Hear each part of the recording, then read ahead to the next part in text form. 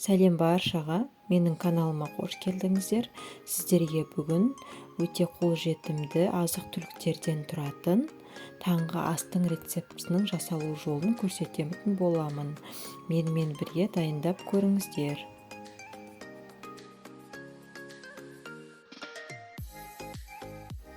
Бізге қайнатылған 2 жұмыртқа, қызанақ, шұжық, ірімшік және шикі жұмыртқа, сонымен қатар лаваш керек болады. Керекті азық-түліктерімізді шұжықты соломка тәріздес етіп, ірімшікті үткіштен өткізіп, қызанақты кубикте етіп, ал жұмыртқаны ұсақтап турап аламыз.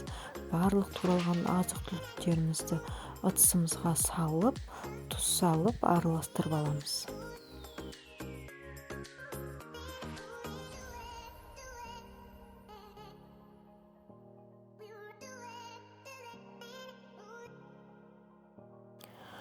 Лавашымызды осылай 6-7 сантиметр көлемінде кесіп аламыз.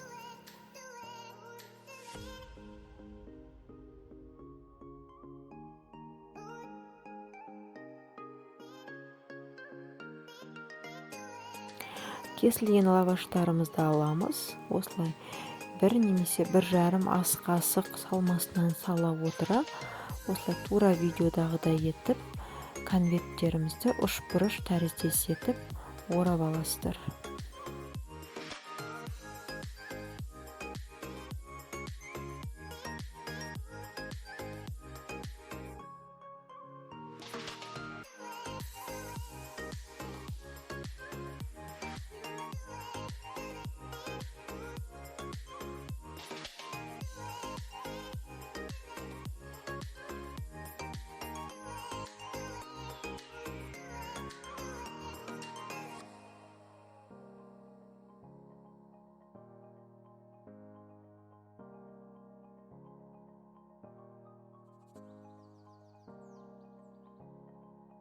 Міне барлық лаваштарымыздың ішіне салмаларын салып, осылай үшбұрыш тәріздес конверттерімізді орап алдық. Енді ыдысымызға 1 жұмыртқаны шағып саламыз.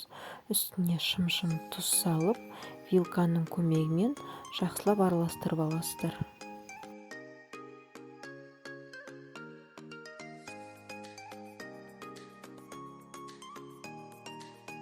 Дайын болған лаваштарымыздың екі жағына осылай жұмыртқамызды жағып аламыз. Немесе лаваштарымызды толықтай жұмыртқаға батырып алсаңыздар да болады. Енді қызып тұрған табаға сұйық май құйып, лаваштарымыздың барлығын толықтай қызарғанша қуырып аламыз. Bir жағы қызарғаннан кейін аударып, екінші жағын қуырып алатын боламыз.